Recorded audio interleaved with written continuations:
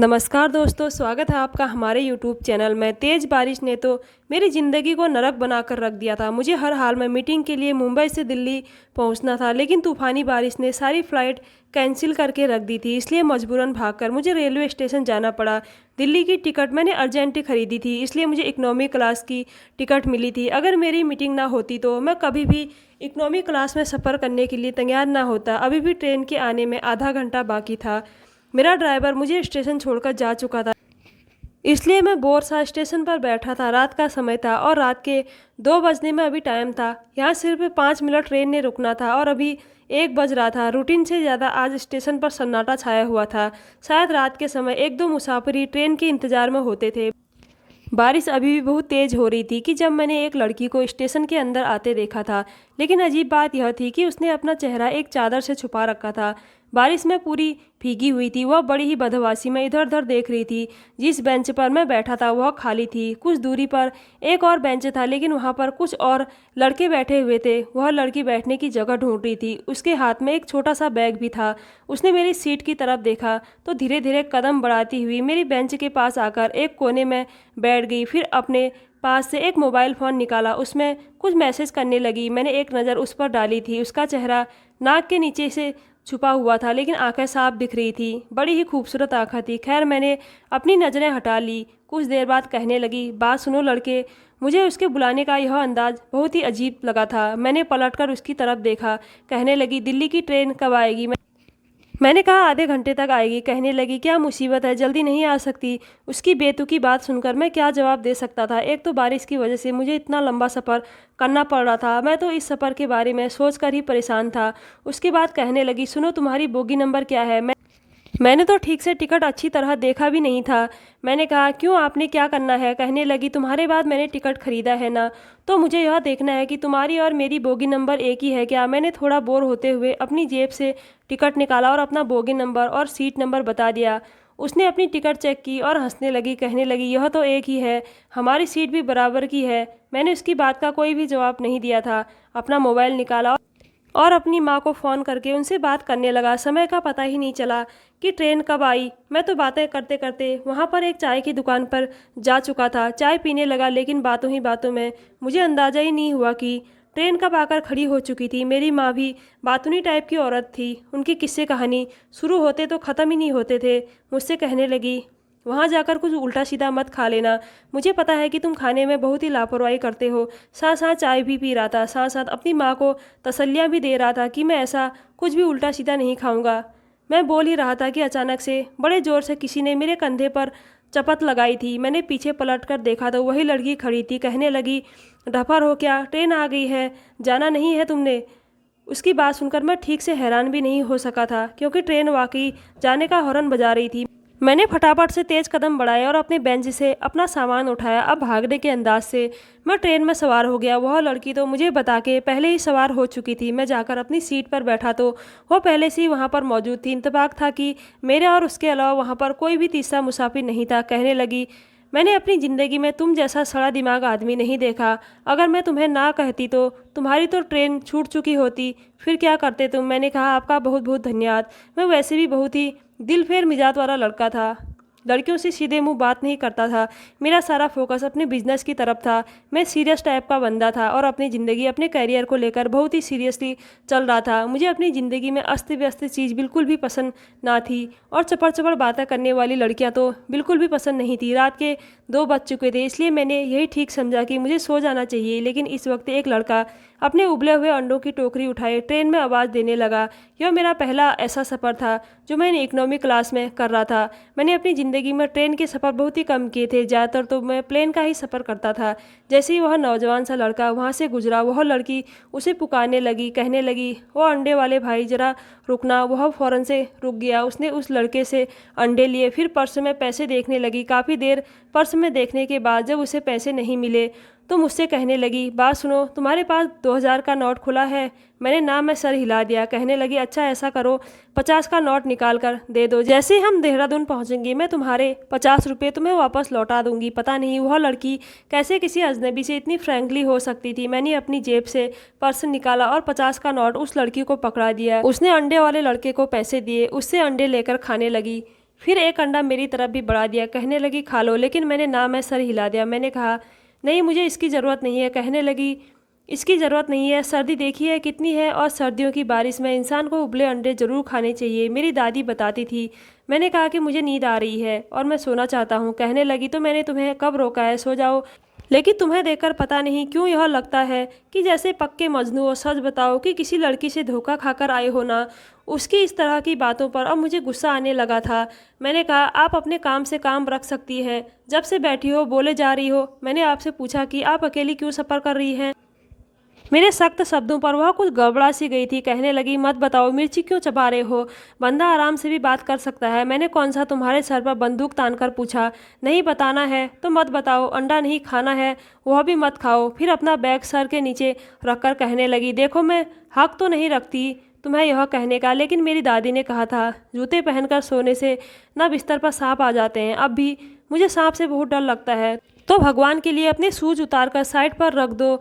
जितनी वह देखने में खूबसूरत थी, पता नहीं बातें इतनी क्यों करती थी, और मुझे बातूनी लड़कियों से सख्त चिढ़ थी। इसलिए मैं उससे बहस करना नहीं चाहता था। इसलिए मैंने अपने आराम से शूज उतार कर एक साइड पर रखे और अपनी आंखों पर बाजू रखकर सोने की कोशिश करने लगा। लेकिन मैं नहीं जानता था कि अगले ही आने वाले स्टेशन पर मुझ पर कयामत टूट पड़ेगी। अगला स्टेशन आते ही कुछ नौजवान गाड़ी में सवार हुए थे, जिनके हाथ में पिस्तौल थी। जैसे ही वह लड़के ट्रेन पर सवार हुए तो वहाँ के टीटी ने उन्हें रोकना चाहा तो उन्होंने बंदूक दिखाई। कहने लगे हम किसी की तलाश में हैं, इसलिए हमें रोकोगे तो तुम्हें भी गोली मार देंगे। मेरी आंख खुली थी, मैंने अपनी आंखों से बाजू हटाई तो टीटी यह कह रहा था देखें, हम आपको एक एक कैबिन में घुसने नहीं दे सकते। वह कहने लगे अगर तुमने हमें रोकने की कोशिश की तो यह जान लो कि हमारे हाथ बहुत ऊपर तक है, समझे, यह हमारी इज्जत का सवाल है। खैर मुझे बाहर होने वाले शोर से कोई खास मतलब नहीं था। मेरी नज़र उस लड़की पर पड़ी तो वह अपना पूरा चेहरा छुपाए डरी सहमी बिल्कुल खिड़की से बाहर देखे जा रही थी। मैंने गौर किया तो उसका शरीर धीरे धीरे कांप रहा था। हालांकि देखने में नहीं लगता था कि वह कोई इतनी डरपोक टाइप की लड़की थी। खैर कुछ लड़के हमारे कैबिन में आ गए, मैं उठकर बैठ गया। वह टीटी भी उनके साथ था। वह उस लड़की से कहने लगे ए लड़की, अपना चेहरा दिखाओ। लेकिन वह कहने लगी मैं क्यों अपना चेहरा दिखाने लगी, देखो मैं अपना चेहरा यहाँ पर किसी को नहीं दिखाऊंगी, मेरा पति बहुत ही सख्त मिजाज है। फिर वह मुझसे कहने लगी सुनते हो जी, यह क्या कह रहे हैं, देखो तो जरा। वह मुझसे ना जाने क्यों पति कहकर संबोधित कर रही थी। मैंने हैरत से उसे देखा था। कहने लगी यह मेरे पति हैं, देखो मेरे पति के बहुत बड़े बड़े लोगों से संबंध है। अगर तुमने मुझसे चेहरा दिखाने की ज़बरदस्ती की तो यह तुम पर केस भी कर देगा। मैं तो उस चालाक लड़की को देखकर हैरान हुआ था। फौरन से अपनी सीट से उठकर मेरे पास बैठ गई। मैंने कहा क्या बदतमीजी है यह। उसने मेरा हाथ पकड़कर दबा दिया और आंखों में बिनती भरकर मुझे देखने लगी, जैसे कह रही हो कि मैं उसकी इज्जत रख लूं। लेकिन मैं नहीं जानता था कि उसकी बात पर हामी भरना मुझे इतना महंगा पड़ सकता है। मैंने कहा हाँ, यह मेरी पत्नी है और मैं इस बात की अनुमति आपको नहीं देता कि आप मेरी पत्नी को यूं बेइज्जत करके उसका चेहरा देखने की कोशिश करें। वह लड़के अंदर आ गए। कहने लगे पिछले 4 कैबिन हम देखकर आ चुके हैं, किसी भी पति ने अपनी पत्नी को दिखाने से इनकार नहीं किया है। अगर वह सो रही होती तब भी चादर हटाकर उसका चेहरा दिखाया था। हम यहाँ एक लड़की की तलाश में आए हैं जो कि घर से भागी है और हम उसके भाई हैं। हम उसे जिंदा नहीं छोड़ेंगे। हमें खबर मिली है कि वह इसी ट्रेन में है। देखो अगर तुम्हारे बड़े बड़े लोगों से संबंध है तो हमारे भी हाथ ऊंचे हैं। हर हाल में हम इस लड़की को देखकर ही जाएंगे। अगर यह लड़की हमारी बहन ना हुई तो हम यहाँ से चुपचाप चले जाएंगे। इस पर इतना तमाशा बनाने वाली कोई बात नहीं है। अब मैं समझ गया था कि वह लड़की घर से भागकर आई थी। मैं क्या कर सकता था। उन लड़कों में से एक लड़के ने उस लड़की से कहा कि तुम अपना चेहरा दिखाती हो या हम ज़बरदस्ती तुम्हारे चेहरे से यह चादर हटा दें। अब तो उस लड़की का भांडा फूट जाएगा। मैंने सोचा कि इसे इतना बड़ा कदम उठाना ही नहीं चाहिए था। खैर उस लड़की ने डरते डरते अपनी चादर अपने चेहरे से हटाई थी। उसका चेहरा देखते ही वह लड़के गुस्से में आ गए और उसके सर पर पिस्तौल तान दी।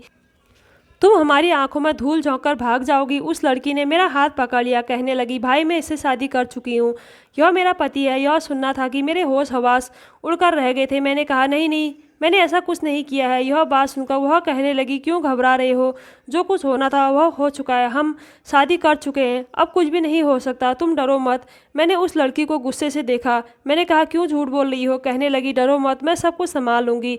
फिर अपने भाई के पास जाकर खड़ी हो गई। कहने लगी मैंने इस लड़के से शादी कर ली है। आप जो कुछ मेरे साथ करना चाहते हैं कर सकते हैं। वह लड़के उस लड़की के साथ साथ मुझे भी अपने साथ घसीट कर ले गए। मैं बार बार कहता रहा कि मैंने इससे कोई शादी नहीं की है, यह झूठ बोली है, लेकिन वह कहने लगी, अभी कुछ देर पहले तो तुम खुद कह रहे थे, फिर अब क्यों उस बात से मुकर रहे हो। वह उस लड़की के साथ साथ मुझे भी अपने साथ ले गए। उस लड़की के 5 भाई थे, चाचा और ताया भी थे। सारा खानदान एक बहुत बड़े से घर में रहते थे। सारे ही मर्द मुझे घेर कर बैठ गए। मैं कह कह कर थक गया कि यह लड़की झूठी है, मेरी इससे कोई शादी नहीं हुई है। लेकिन यह लड़की बार बार यही कहे जा रही थी कि यह आप लोगों के डर की वजह से इनकार कर रहा है। और फिर कहने लगी, आप लोगों को हमें मार के क्या मिलेगा, वैसे भी यह कोई छोटा मोटा मामूली सा आदमी थोड़ी है, अच्छा खासा बिजनेसमैन है। देखो इसके कपड़े देखो, क्या कोई गरीब लगता है। उस समय मैं पैंट कोट में रहा था, टाई भी लगा रखी थी, क्योंकि मुझे तो प्लेन में सफ़र करके मीटिंग के लिए जाना था। तेज़ बारिश की मजबूरी मुझे स्टेशन पर ले आई थी और वह लड़की मेरे हुलिये का नाजायज़ फ़ायदा उठा रही थी।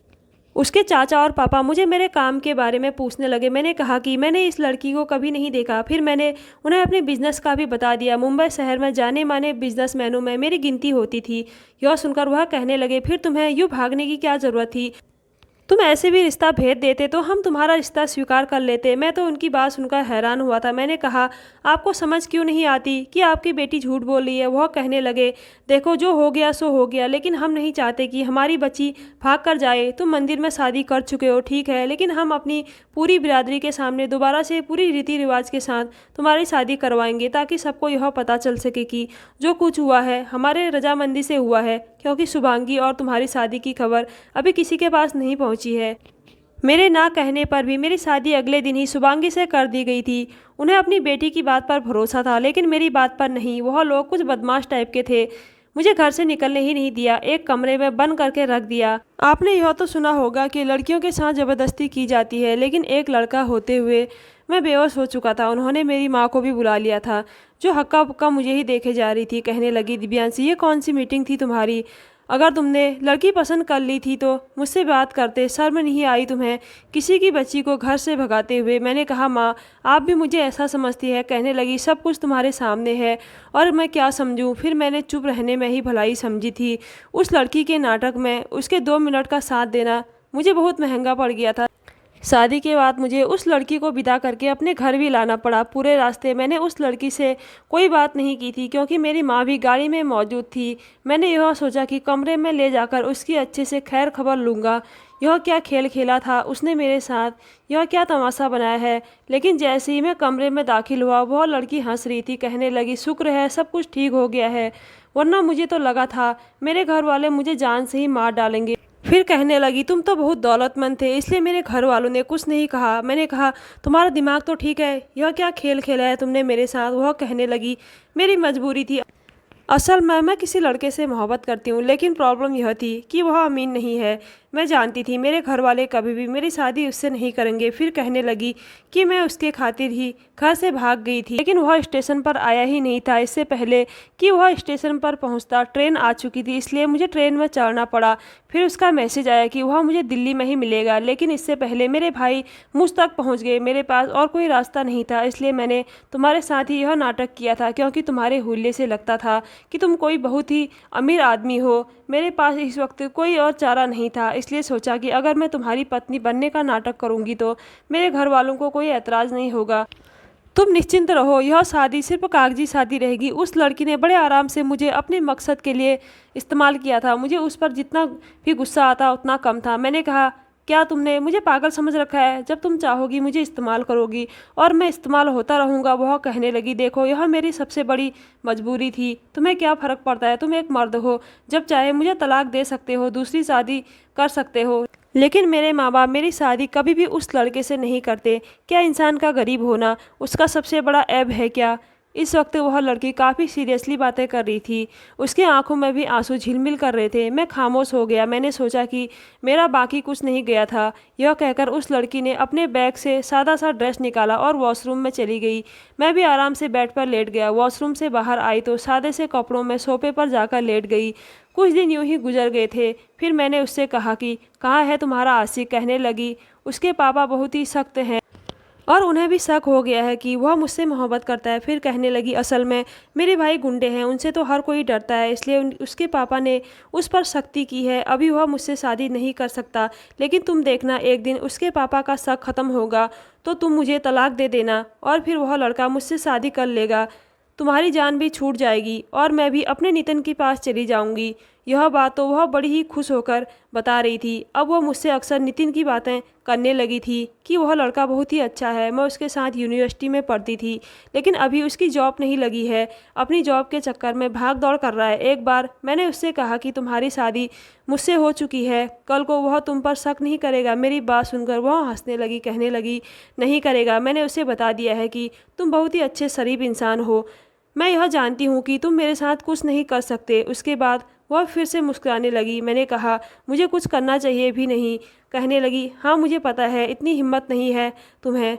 यह सुनकर मुझे कुछ अजीब सा लगा था। मैंने कहा, हिम्मत की बात तो मत करो, हिम्मत तो बहुत है, करने पर आऊँ तो बहुत कुछ कर भी सकता हूँ। मेरी बात सुनकर उसकी चलती हुई जबान रुक गई थी। मैं उसके पास आ गया। मेरा इरादा उसे थोड़ा सा तंग करने का था, क्योंकि मेरी इस हिम्मत पर उसका रंग कुछ उड़ा था। वह कुछ डर कर पीछे हटी थी। मैंने कहा, तुम मेरी पत्नी हो और फिर हम एक कमरे में सोते हैं, और जहाँ एक मर्द और एक औरत अकेले हो और फिर पति पत्नी भी हो तो कभी भी कुछ भी हो सकता है। मेरी बात सुनकर कहने लगी, खबरदार जो तुमने ऐसा वैसा कुछ भी किया। मैंने कहा, मुझे कौन रोक सकता है। यह कहकर मैं उसके चेहरे की उड़ी हुई हवाइयों को देख रहा था, अपनी हंसी भी रोकने की कोशिश कर रहा था। वह जो खुद को अब तक मुझ पर बहादुर साबित कर रही थी, मेरे कुछ शब्दों पर ही बेहद घबरा गई थी। कुछ देर तक मैं उसके चेहरे को देखता रहा। वह बेहद हसीन थी। फिर मैंने जल्दी ही अपनी नज़रें हटा ली और फिर मैं हंसने लगा कि मैं ये कर सकता हूँ, पर मेरी हंसी पर वह मुझे हैरत से देखने लगी। मैंने कहा, मजाक कर रहा था, तुमसे मैं कभी भी एक ऐसी लड़की से कोई भी रिश्ता नहीं बना सकता जिसके दिल में कोई और हो, इसलिए बेफिक्र रहो। मेरी बात सुनकर उसकी सांस बाहर हुई थी। कहने लगी, आगे से ऐसा मजाक मत करना, मैं भी कुछ और नहीं सोच सकती हूँ, बहुत मोहब्बत करती हूँ नितिन से। मैंने कहा, हाँ मैं समझ सकता हूँ, जिसके खातिर तुम घर छोड़ सकती हो उसके लिए तुम कुछ भी कर सकती हो। उस लड़की ने मुझसे 1 महीने का समय मांगा था। मुझे लगा बस 1 ही महीना है, लेकिन मैं नहीं जानता था जैसे जैसे समय गुजरेगा मेरे दिल की दुनिया बदलने लगेगी। उसका व्यवहार मेरी माँ के साथ बहुत दोस्ताना था, दोनों ही बातूनी टाइप की थी। मेरी माँ उसके आने पर बहुत खुश थी, मेरे साथ भी वह बड़ी ही बेटू की बातें करती रहती थी। एक बार मैं कमरे में आया तो वह चिप्स खा रही थी। ज़मीन पर चॉकलेट के रैपर भी पड़े हुए थे। कमरे का हुलिया भी बहुत बिगड़ा हुआ था और वह टीवी पर मूवी देख रही थी। मैंने कहा, यह सब क्या है, तुम्हें तमीज़ नहीं है, ऐसे रहते हैं कमरे में, कुत्ते भी अपनी जगह पर बैठे तो उस जगह को साफ करके बैठता है। वह मेरी बात सुनकर हंसने लगी, कहने लगी, मैं जानवर नहीं हूँ और वैसे भी मुझे ऐसे लोग बिल्कुल पसंद नहीं है जो किसी मशीन की तरह ज़िंदगी गुजारे, घड़ी की सुइयों के अनुसार सांस लें। कभी कभी जीवन में अस्त व्यस्त होना भी अच्छा लगता है। तुम्हें तो ज़िंदगी गुजारने का ढंग ही नहीं है। मैंने कहा, ज़मीन पर खाने पीने की चीज़ें फेंकना, कमरे का हुलिया बिगाड़ना, क्या यह ढंग है ज़िंदगी जीने का। वह कहने लगी, कभी तुमने अपनी ज़िंदगी पर गौर किया है, तुम्हारी ज़िंदगी में कोई जान ही नहीं है, बस सीधा सीधा ऑफिस जाते हो, ऑफिस से घर आते हो, हर चीज़ तुम्हें परफेक्ट मिल जाती है और तुम इसी में खुश हो। कभी एक दिन मेरे साथ मेरे तरीके से ज़िंदगी गुजार कर देखो, तुम्हें पता चलेगा ज़िंदगी क्या होती है। मैं उसकी बातें सुनकर हैरान हो रहा था। अगले दिन संडे था। मैंने कहा, ठीक है, कल का दिन मैं तुम्हारे साथ गुजार कर देख लेता हूँ, मुझे भी तो पता चले कि तुम्हारे मुताबिक ज़िंदगी क्या है। मेरी बात सुनकर वह बेहद खुश हुई थी। कहने लगी, कल का दिन तुम्हें अपनी ज़िंदगी का यादगार दिन लगेगा। मैंने कहा, देखते हैं। यह कहकर मैंने बेड से तकिया उठाया। मैंने कहा, जाओ जाकर अपनी जगह पर सो जाओ। वह सोफे पर जाकर लेट गई। अगले दिन सुबह सुबह उसने मुझे उठा दिया, मुझे अपने साथ समंदर किनारे ले गई।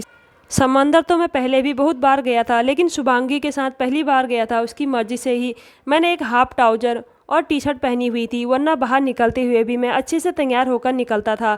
आम कपड़ों में कभी नहीं जाता था। समंदर पर इस वक्त बहुत कम भीड़ थी। समंदर देखकर तो उसके चेहरे की खुशी देखने लायक थी।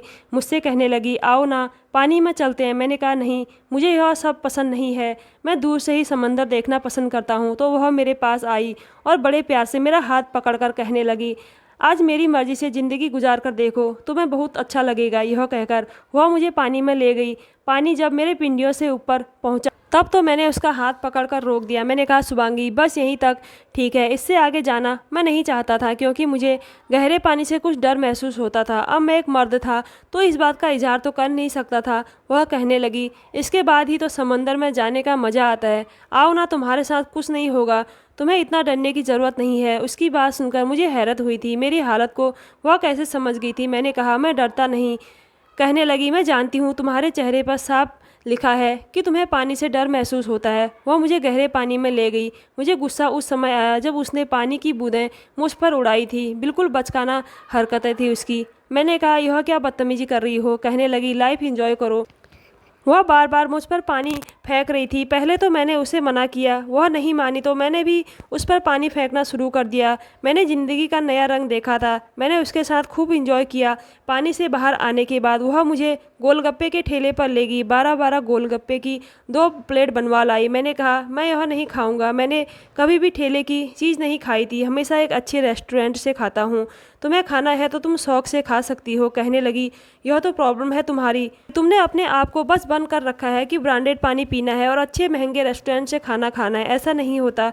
मेरे साथ मुकाबला करो, जो हम दोनों में से पहले गोलगप्पे ख़त्म करेगा और जो हारेगा वो उसकी एक बात ज़रूर मानेगा। पता नहीं क्यों, लेकिन मैं उसकी बात पर तैयार हो गया। मुझे उम्मीद नहीं थी कि मैं उससे जीत गया था।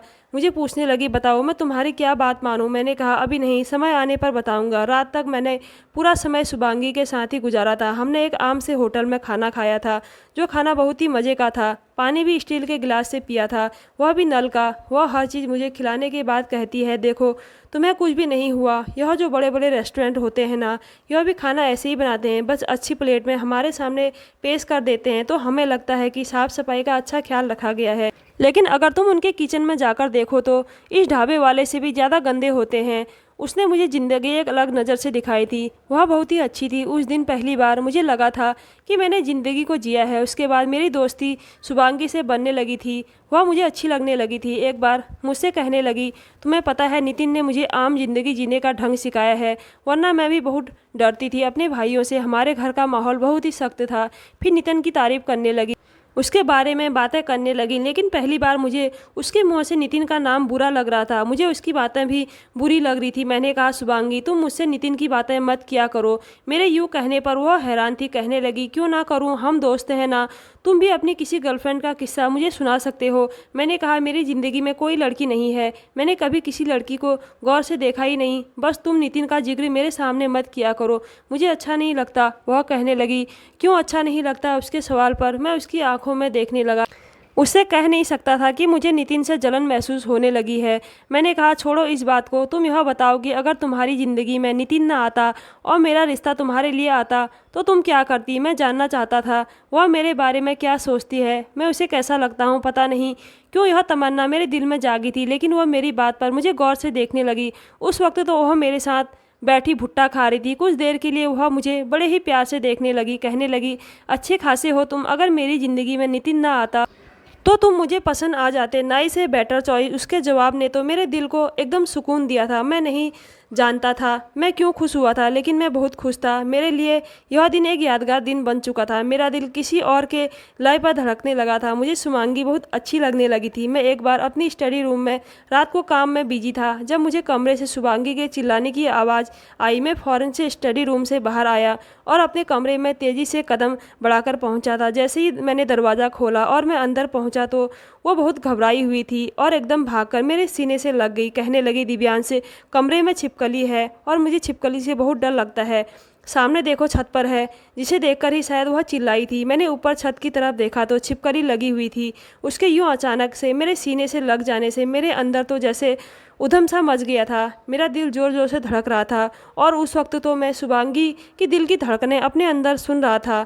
ना चाहते हुए भी मैंने उसे अपनी बाहों के घेरे में भर लिया था। मैंने कहा, तुम मेरे साथ हो, तुम्हें डरने की ज़रूरत नहीं है।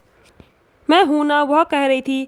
मुझे बहुत डर लग रहा है। एकदम ही कमरे की लाइट भी बंद हो गई थी, बल्कि पूरे इलाके की लाइट ही जा चुकी थी। जनरेटर भी ख़राब था, वैसे भी मौसम सर्द था। मैं उसको अपने साथ लगाए बेड तक ले आया। कहने लगी, लाइट क्यों चली गई?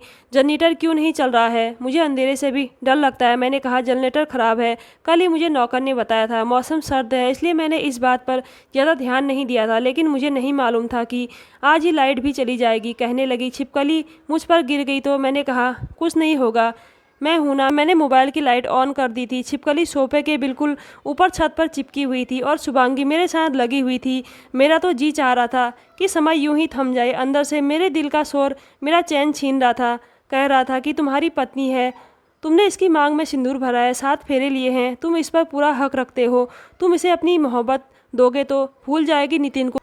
लेकिन मैं चाहते हुए भी उसके साथ कोई शरारत ना कर सका। मैंने शुभांगी को खुद से पीछे किया, उससे कहा कि तुम सो जाओ, मैं खिड़की खोल देता हूँ, यह छिपकली बाहर चली जाएगी। लेकिन उसने मेरा हाथ पकड़ लिया। कहने लगी, आज सोफे पर नहीं सोऊंगी, मैं यहीं बेड पर आपके साथ लेट जाती हूँ, क्योंकि मुझे बहुत डर लग रहा है। मैं भी शायद ऐसे ही किसी मौके की तलाश में था। उसका हाथ थाम कर उसके पास ही लेट गया।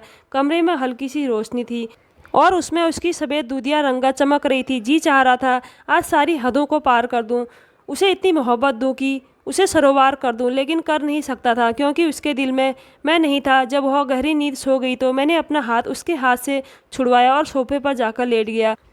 कुछ दिन से मेरी नज़रें शुभांगी पर बेखुदी से उठने लगी थी। मैं नहीं जानता था मेरी इन नज़रों को नौकरों ने भी भांप लिया था। एक बार मैं ऑफिस के लिए तैयार हो रहा था जब शुभांगी गुस्से से कमरे में दाखिल हुई और मेरे बराबर में आकर खड़ी हो गई। कहने लगी, तुम्हें शर्म नहीं आती?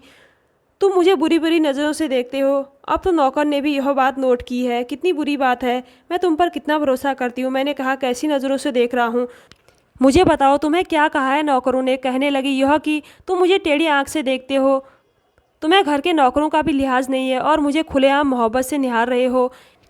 गीता को तो यह कहकर समझा दिया है कि वह मेरा पति है, तो वह मुझे कैसी भी नज़रों से देख सकता है, लेकिन उसे यह थोड़ा पता है कि हमारा रिश्ता सिर्फ एक कागजी रिश्ता है। लेकिन तुम तो जानते हो, तुम्हें अपनी मर्यादा में रहना चाहिए। उसकी बात पर मैं उसके और भी करीब आ गया। मैंने कहा, गौर से देखो मुझे, मैं तुम्हें पागल लगता हूँ? कैसी टेढ़ी आंख से देख सकता हूँ तुम्हें? तुम्हें कोई भी कुछ कहेगा और तुम उसकी बात मान लोगी? मैं तुम्हें सिर्फ 2 ही तरह से देख सकता हूँ, एक बहुत ही इज्जत से और दूसरा मोहब्बत से। अब बताओ, इसमें बुरी नज़र कौन सी है? मेरी बात सुनकर पहली बार वह नर्वस हुई थी, फ़ौरन से कमरे से बाहर निकल गई थी। मैं भी मुस्कुराने लगा था, लेकिन कुछ ही दिन बाद उसने धमाका मेरे सर पर किया था। मैं कमरे में आया तो बहुत ही खूबसूरत सी साड़ी पहनकर तैयार थी। मेरा दिल तो उसे देखकर बेईमान होने लगा था। कहने लगी, बताओ कैसी लग रही हूँ? मैंने कहा, बहुत अच्छी लग रही हो। कहने लगी, पता है नितिन का फ़ोन आया था, कह रहा था उसे नौकरी मिल गई है, आज उसने मुझे खाने पर बुलाया है, कह रहा था अपने माँ बाप को भी जल्दी ही राजी कर लेगा। बस मैं अब कुछ दिन की मेहमान हूँ तुम्हारे पास, फिर हमेशा के लिए चली जाऊँगी। यह सुनना था कि मेरे दिल पर एक घूसा सा लगा था। मैंने अपनी नज़रें उसे फ़ौरन से हटा ली। मेरा दिल बड़ी बेचैनी से धड़क रहा था। मैं नहीं चाहता था कि वह कहीं जाए। कहने लगी, ऐसा करो, तुम मुझे रेस्टोरेंट तक छोड़ दो या फिर ड्राइवर से कह दो कि वह मुझे छोड़ दे। शाम के 8 बज रहे थे तो मैं इसलिए घर आ गया था कि आज शुभांगी के साथ कहीं लॉन्ग ड्राइव पर जाऊंगा। लेकिन उसकी बातें सुनकर मैं बुझ गया था। मैं नहीं चाहता था कि वह अपने हसीन रूप के साथ नितिन के सामने जाए। पता नहीं क्यों मुझ पर बेचैनी सी छा गई थी। अब मैं खुद पर ज़्यादा कंट्रोल नहीं कर सकता था। मेरे अंदर के जज्बात कंट्रोल से बाहर हो चुके थे। मैंने उसे दोनों बाजुओं से पकड़कर गुस्से से कहा कि कहीं नहीं जाओगी शुभांगी, तुम मेरी पत्नी हो, तुम्हें इतना हसीन रूप में देखने का हक सिर्फ मेरा है। मैं नहीं चाहता कोई और तुम्हें देखे, तुम्हारा हुस्न सिर्फ मेरे लिए है, मैं तुम्हें कहीं जाने नहीं दूंगा। कहने लगी, तुम्हारा दिमाग तो ठीक है, मैं तुमसे तलाक लेना चाहती हूँ, तुम जानते हो सब कुछ एक नाटक था। मैंने कहा, मैं तुम्हें कभी भी तलाक नहीं दूंगा, समझी? भूल जाओ नितिन को, अपने दिल से उसे निकाल दो। मैं कुछ भी बोले जा रहा था, वह हैरत से आंखें फाड़े मुझे देख रही थी। उसने मुझे खुद से आज़ाद किया। कहने लगी, पागल हो गए हो क्या? मैं तुम्हें पहले भी कह चुकी थी कि मैंने तुमसे मजबूरी में शादी की थी। मैंने कहा, मैं क्या करूं, मेरा दिल नहीं मानता, मैं तुम्हें तलाक नहीं दे सकता शुभांगी, कभी भी नहीं दे सकता। यह कहकर मैं कमरे से बाहर आ गया, स्टडी रूम में आकर बैठ गया और सिगरेट पीने लगा।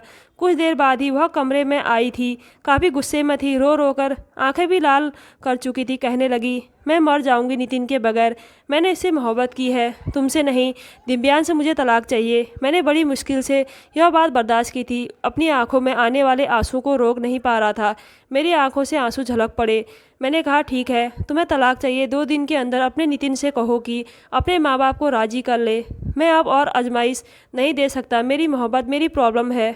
मैं सह लूँगा, लेकिन मैं तुम्हें बार बार अपनी नज़रों के सामने नहीं देख सकता, अपने घर पर नहीं रख सकता। मैंने कहा जाओ यहाँ से, मेरे सामने मत आना। कहने लगी मेरा मकसद तुम्हारा दिल तोड़ना नहीं था। मैंने कहा शुभांगी जाओ यहाँ से, मुझे नहीं पता तुम्हारा क्या मकसद था, लेकिन मैं तुम्हारा मकसद को पूरा करने के लिए नहीं हूँ। एक जीता जागता इंसान हूँ, सीने में एक दिल भी रखता हूँ, और आजमाइश भी आसान नहीं होता एक मर्द के लिए अपने हक में आई हुई लड़की के साथ एक ही कमरे में बिना उसे छुए उसके साथ रहना। लेकिन मैंने ही आजमाइश दी है, लेकिन अब मैं और कोई आजमाइश नहीं दे सकता। या तो तुम मेरी ज़िंदगी से हमेशा के लिए चली जाओ, या फिर मैं तुम्हें कभी भी जाने नहीं दूंगा। तुम्हारे पास 2 दिन का समय है। मेरी बात सुनकर वह कमरे से बाहर चली गई थी। मैंने पूरी रात स्टडी रूम में सिगरेट पीकर गुजारी थी। अगली सुबह मुझे बुखार हो गया था, लेकिन मैं शुभांगी के कमरे में नहीं गया था, गेस्ट रूम में जाकर लेट गया था। बुखार बहुत तेज़ था, इसलिए मैं कुछ बेहोशी की हालत में था। मुझे लगा जैसे मेरे माथे पर कोई पानी की पत्तियां रख रहा हो। देखा तो शुभांगी थी। मैंने गुस्से से उसका हाथ झटक दिया। मैंने कहा क्या करने आई हो यहाँ, जाओ यहाँ से। वह कहने लगी तुम्हें बहुत तेज़ बुखार है। मैंने कहा मर तो नहीं गया ना, मैं मर भी जाऊं तो तुम्हें कोई फ़र्क नहीं पड़ेगा, जाओ यहाँ से। मेरी बेरुखी पर वह आंसू बहाते हुए बाहर चली गई थी। मैं भी क्या करता इंसान था, पत्थर तो नहीं था। जब मेरा बुखार कुछ कम हुआ तो मैं कमरे से बाहर आया। नौकरों से पता चला कि वह घर से जा चुकी है। 2 दिन मैंने बड़ी मुश्किल से काटे थे। मैं समझ गया कि अब वह वापस नहीं आएगी। मैंने अपने वकील से डिवोर्स पेपर तैयार करने के लिए कह दिया था। मेरी माँ अलग परेशान थी, मुझसे कहने लगी कब तक शुभांगी मायके बैठी रहेगी, मुझे तो अपना घर खाली खाली सा लग रहा है। दिव्यांश जाओ उसे वापस लेकर आओ। मैंने कहा माँ अब वह कभी भी नहीं आएगी। कहने लगी क्यों नहीं आएगी। मैंने कहा माँ मेरा शुभांगी से झगड़ा हो गया है और मैं उसे तलाक दे रहा हूँ। मेरी बात सुनकर मेरी माँ चौंक उठी थी और मेरे मुंह पर एक थप्पड़ मार दिया। कहने लगी जरा सी बात पर तलाक दोगे उसे, जान न ले लूंगी मैं तुम्हारी। मैंने कहा माँ मेरी जान ही तो निकल चुकी है, पता नहीं क्यों वह मेरी ज़िंदगी में आई थी। मेरा सब कुछ मुझसे छीन कर जा चुकी है। वकील ने डिवोर्स के पेपर तैयार कर दिए थे। मैंने शुभांगी को कॉल की, पहली घंटी पर उसने फ़ोन उठाया था। मैंने कहा कि तलाक के पेपर तैयार हो गए हैं, तुम कोर्ट में ही आ जाना अपनी तरफ से। उसने मुझे कोई जवाब नहीं दिया था। अगले दिन कोर्ट में वकील के सामने वह मौजूद थी, लेकिन आंखें बुरी तरह सूजी हुई थी। मैंने बस एक नज़र उसे देखा था और दिल तड़पता रह गया था कि अब वो क्यों रो रही है। उसकी हर खुशी उसे मिलने जा रही थी, फिर रो रो कर उसने आंखें क्यों सुजा रखी थी। मेरे सामने रखे तलाकनामे पर साइन करने से पहले मेरे हाथ बुरी तरह से कांप रहे थे। मेरा जी नहीं चाह रहा था कि मैं उन पर साइन करूं। मेरे हाथों की कपकपाहट शुभांगी भी देख रही थी। एकदम ही उसने वह कागज़ फाड़े और फाड़कर कई टुकड़ों में बांट दिए। फिर मेरे साथ लगकर रोने लगी। कहने लगी दिव्यांश जब से मैं तुम्हारा घर छोड़कर गई हूँ मुझे एक पल भी चैन नहीं आया। बार बार मुझे तुम्हारा ख्याल आता रहा। फिर मुझे एहसास हुआ कि शादी मजाक नहीं होती है, ना ही अग्नि के समक्ष लिए गए 7 फेरे मजाक होते हैं। दिलों की डोरियां को बांध कर रख देती है। मैंने नितिन को इनकार कर दिया है, उससे कह दिया है कि मैं उससे शादी नहीं कर सकती। मैं ऐसे ही बेवकूफ़ थी। उसे यह तक एहसास नहीं था कि सामने वकील अपनी कुर्सी पर बैठा है। वो मेरे सीने से लगी मोहब्बत का इजहार करते हुए हैरत से मुझे देख रही थी और सुन भी रही थी, और साथ ही साथ नज़रें झुकाए मुस्कुरा भी रही थी। मैंने उसके कान के करीब जाकर कहा शुभांगी हम अकेले यहाँ नहीं हैं, घर जाकर बात करेंगे। मेरी बात सुनकर वह एकदम मुझसे पीछे हटी थी। वापसी का सफ़र मेरे लिए खुशियों भरा सफ़र था, क्योंकि मेरी पत्नी मेरे साथ थी। वह समझ गई थी शादी शादी होती है, कोई खेल नहीं होता। तो दोस्तों कैसी लगी आज की स्टोरी? अगर अच्छी लगी तो मेरे चैनल को ज़रूर सब्सक्राइब कीजिएगा। धन्यवाद।